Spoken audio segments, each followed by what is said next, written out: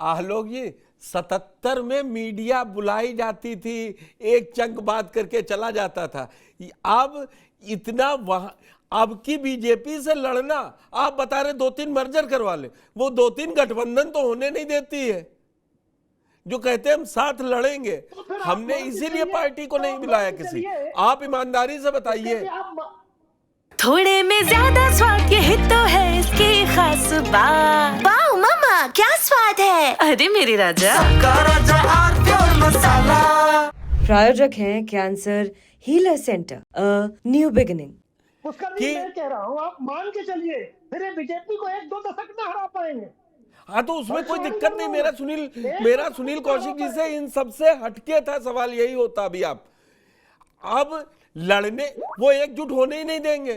केजरीवाल की पार्टी क्या हाल हो रहा है, ना तो भगवंत मान का कोई नंबर आया, लेकिन सुबह से सोशल मीडिया उठा लीजिए, भगवंत मान का इस्तीफा होगा, भगवंत मान कांग्रेस ज्वाइन करके कांग्रेस के सपोर्ट से सरकार बनेगी। अब क्यों? क्योंकि वहां भाजपा 2 है, 18 वो है, कहीं कुछ नहीं होने जा रहा। लेकिन मेरे पास नैरेटिव सेट करने में बीजेपी का कोई सानी नहीं है। उसके लिए 30 सेकंड दीजिए मुझे। मेरे फादर सोशल मीडिया में नहीं है, वो सिर्फ टीवी देखते हैं, डिजिटल भी नहीं देखते, वो फोन नहीं चलाते। लेकिन मेरे पिता ने प्रश्न किया कि क्या अरविंद केजरीवाल की मुख्यमंत्री बनने की बेटा इतनी लालसा है कि वो वहां से उनको हटा करके और स्वयं मुख्यमंत्री तो नहीं बनेंगे कि आप 2 साल बाद तो हम चुनाव हारी 2 साल मुख्यमंत्री रहे। ये मेरे फादर का असेसमेंट है, वही था सोशल मीडिया। अरविंद केजरीवाल का जो राजनीतिक पिपासा है, सत्ता की जो भूख उन्होंने व्यक्त की है पिछले 3-4 सालों में, उससे अरविंद केजरीवाल की क्रेडिबिलिटी शून्य है। वो कुछ ही कर सकते हैं मुख्यमंत्री बने रहने के लिए। ऐसा देश की जनता में विचार है, ग्रामीण परिवेश में, जो सोशल मीडिया में नहीं है। आलोक जी, मैं आपकी सोशल मीडिया क्या, टीवी से कट के चंक सोशल मीडिया पढ़ रहे हैं। वो देखे, मेरा माध्यम ये है कि किसी भी माध्यम से पहुंचे, लेकिन अभी तो ऐसा नहीं लग रहा है। लेकिन सब आपने वही बात कही ना कि कहीं से देख के कहीं से सुन रहे हैं। तो सुनील जी, तो बीजेपी में मैं फिर कह रहा हूं, मेरे फादर का ये प्रश्न है, टीवी देख के नहीं, अरविंद केजरीवाल के चरित्र के आधार पर प्रश्न है। चरित्र में क्या खराबी है भाई? सियासी चरित्र में जो उन्होंने कर दिया, जिस पंजाब में बीजेपी 80 से लेके शिरोमणि अकाली दल जैसी के साथ ही रह के आज तक सत्ता में मतलब वो 10-12 सीटें क्रॉस नहीं कर पाती है। वो बीजेपी अकेले पर, और वो कहते तो है राघव चड्ढा, ये सबसे सक्सेसफुल पॉलिटिकल स्टार्टअप है। आज अब आम आदमी पार्टी आज हारी है ना, 42% वोट तो वो लेके खड़ा है।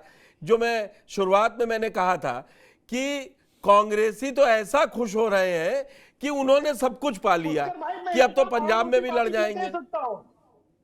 आम आदमी पार्टी धूमकेतु की तरह है, चमकी तो बहुत तेज, नहीं तो राख।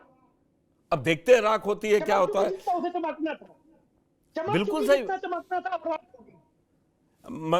मगर सुनील जी, अब चमकेगी कि नहीं चमकेगी बीजेपी? क्या वाकई में इन उपचुनाव में, मैं उत्तर प्रदेश के रेफरेंस में बात कर रहा हूं, क्या वाकई में इतना तेज अब आगे बढ़ गई है कि जमीन पे सब अच्छा है जाए, इसीलिए अखिलेश यादव महाकुंभ चिल्ला रहे हैं? नहीं, आप ये बताइए, तो भारतीय जनता पार्टी यदि मिल्कीपुर जीत गई तो उस पर सवाल खड़े क्यों अखिलेश यादव कर रहे हैं? उन्होंने तो अपनी जीत पे भी कहा, उस पे बहस नहीं करते ना आज। आज बहस ये है कि ज्यादा मजबूत कांग्रेस, वो नहीं मानेंगे उपचुनाव, और ऑफ द रिकॉर्ड आप भी मानेंगे कि सरकार का चुनाव होता है। देखो, सरकार का उपचुनाव होना यदि ऐसा होता 100%, तो पहली बार योगी जी मुख्यमंत्री बने, दोनों उपचुनाव क्यों हार गए? मुख्यमंत्री खुद ही अपने हार गए जहां कोई खड़ा प्रत्याशी हुआ। तो ये नहीं है। यदि मुझे लगता है कि पूरा ब्यूरोक्रेसी ही चुनाव जितवा लेती, तो मुझे लगता है जवाहरलाल नेहरू अब तक नाटे होते। नहीं, जनरल चुनाव तो है, मैं वही कह रहा हूं। फिर तो ये कहना, मुझे देखो 2-4-5 हजार का हो सकता है कि ठीक है, फर्क पड़ सकता है कि बैरिकेडिंग आपने कर दी, वोटर्स को नहीं आने दिया, उधर ज्यादा फोर्स लगा दिया, लेकिन 60,000 से ज्यादा लोगों को रोकना बहुत मुश्किल है ना। इसी इसी इसी चुनाव आयोग जो थे, जो अखिलेश जी ने करा, लोकसभा का चुनाव किनके रहते हुआ? राजीव कुमार के रहते हुआ। आप कैसे जीत गए? तो गए ना राजीव कुमार से। अब दो कैसे बन रहे? देखिए, मैं उस बहस में नहीं, मैं या तो अब पैनल पे डिस्कशन अखिलेश कांग्रेस के साथ जाएंगे या रहेंगे, छोड़कर ये तय कर ले कि चुनाव आयोग कितना निष्पक्ष है। इसलिए हम लोग को इसी चुनाव आयोग के साथ चुनाव देखना है ना। मैं इसलिए चुनाव आयोग की बात कर रहा हूं चौहान साहब, कि आप धरातल पर जाकर के समीक्षा नहीं करेंगे। केवल जैसे आपने मुलायम सिंह जी की बात की ना, कि अंदर ड्राइंग रूम में बैठकर राजनीति नहीं हो सकती। यदि आपको जाना है तो वहां उतरना पड़ेगा, देखना पड़ेगा। और रिपोर्ट्स क्या अपने कार्यकर्ता देंगे क्या? अपना कार्यकर्ता, अपना नेता तो सब अच्छी इच्छा बताएगा। और जब आप अखिलेश यादव हों चाहे डिंपल यादव हों, वहां तो जिंदाबाद जिंदाबाद करने वालों की हजारों की संख्या में भीड़ थी। तो जब लगता है ना व्यक्ति को कि जब जिंदाबाद जिंदाबाद करने की हजार की भीड़, तो हम जीत ही रहे हैं। निश्चित तौर से जब तीसरे पक्ष से आप समीक्षा नहीं करेंगे, तीसरे पक्ष को आप लेकर के नहीं आएंगे, मुझे नहीं लगता कि आपके पास वो सही रिपोर्ट पहुंच पाएगी। और यही दिक्कत है। आप देखो 2022 के चुनाव में चौहान साहब, हम लोग भी मान रहे थे, तमाम राजनीतिक विश्लेषक मान रहे थे कि अखिलेश यादव आ सकते हैं और भारतीय जनता पार्टी की स्थिति टाइट है, कार्यकर्ता बड़ा नाराज है, ब्राह्मण बहुत नाराज है। तो क्या भारतीय जनता पार्टी ने उसका विरोध किया? क्या किसी चैनल पर यह कहा कि नहीं साहब तुम किसी और की भाषा बोल रहे हो? मुझे लगता है कि जो भी समीक्षा हम सब लोग कर रहे थे, उस के बाद भारतीय जनता पार्टी ने रणनीति बदली। तो जब कोई समीक्षा होती है, आप रणनीति नहीं बदलेंगे, आप सीधा का सीधा आरोप आप लगा देंगे। और सीधा का सीधा जब आप आरोप लगाएंगे तो निश्चित तौर से जो राजनीति में हो रहा है वो होगा। आप ये बताइए, इन्हीं लोकसभा के चुनाव में बार बार आपने प्रत्याशी बदला, समाजवादी पार्टी ने क्यों बदला? कोई तो कारण रहे होंगे, और वो कारण इसलिए रहे कि आपने लोगों की सुनी, वहां जाकर के तीसरे पक्ष की सुनी आपने। वो कोई नहीं जीते। शाहजहांपुर में ज्योत्सना गौड़ को दे दिया। आप लिस्ट उठा लीजिए, मेरठ आप हार ही गए। बदलने से वो सीट जीती हो तो बताइए। तो मैं वही कह रहा हूं ना, फिर क्यों आपने वो रणनीति नहीं अपनाई जो भारतीय जनता पार्टी अपना रही है? आपने उस पर समीक्षा नहीं करेंगे। अब ये कह रहे हैं कि अखिलेश यादव केजरीवाल जी के साथ खड़े हो गए, दिल्ली में मजबूरी थी, खड़े क्या हो गए? हरियाणा में कांग्रेस ने क्या कहा, राजस्थान में क्या कहा, मध्य प्रदेश में क्या कहा समाजवादी पार्टी के लिए? अब अखिलेश यादव यही चाहते कि दिल्ली में भी वही शब्द उपयोग करती कांग्रेस, तो आप मजबूरी में जाके खड़े हो गए। और ये कांग्रेस को पता भी चल गया, ये कांग्रेस की, जैसे आप कांग्रेस के नेता बहुत खुश है, बिल्कुल सही बात है, उसी दिन खुश थे, फोनों पर तमाम बड़े नेताओं से बात हुई और ऐसा लग रहा है जैसे सरकार उन्हीं की बन रही है। 70 उन्हीं की आई है, बीजेपी 27 साल बाद आई है। 70 में से 66 की जमानत जब्त हो गई है।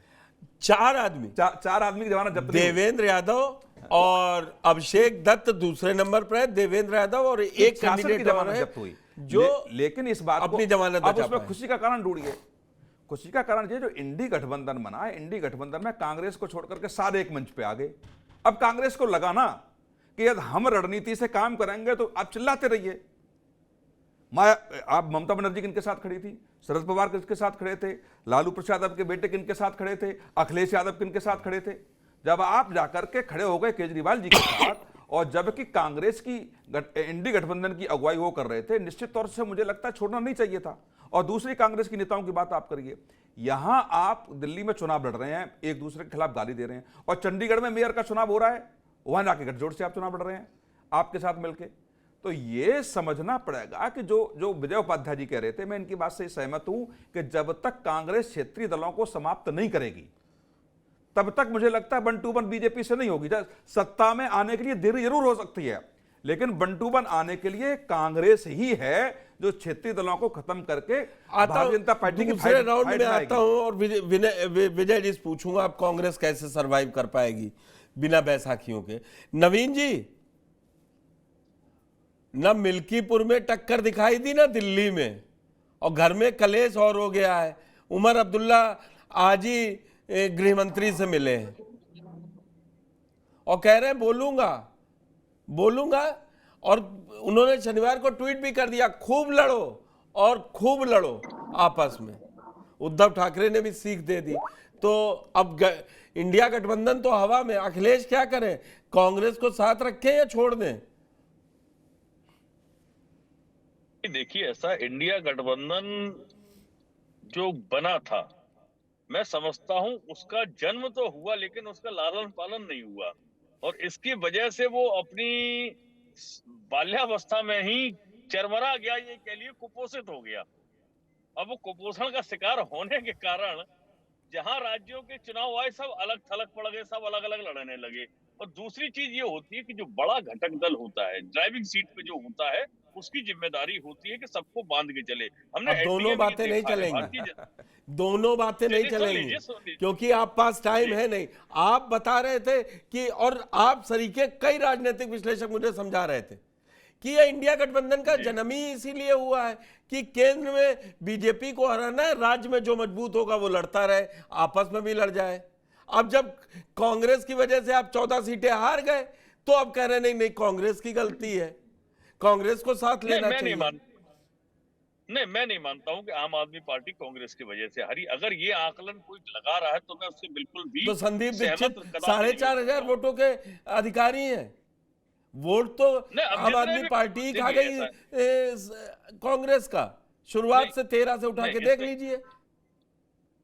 बिल्कुल खाया है, लेकिन सवाल ये है कि अब जो वोट 4,025 से केजरीवाल हारे हैं और 4,300 समथिंग या 4,400 के आसपास संदीप दीक्षित को वोट मिला है, तो क्या संदीप दीक्षित 100 ही वोटों के लिए डिजर्व करते थे? ऐसा तो नहीं है ना, या 200 नहीं नहीं, थोड़े में ज्यादा स्वाद यही तो है इसकी खास बात। वाओ मम्मा क्या स्वाद है। अरे मेरे राजा। प्रायोजक हैं cancer healer centre, a new beginning.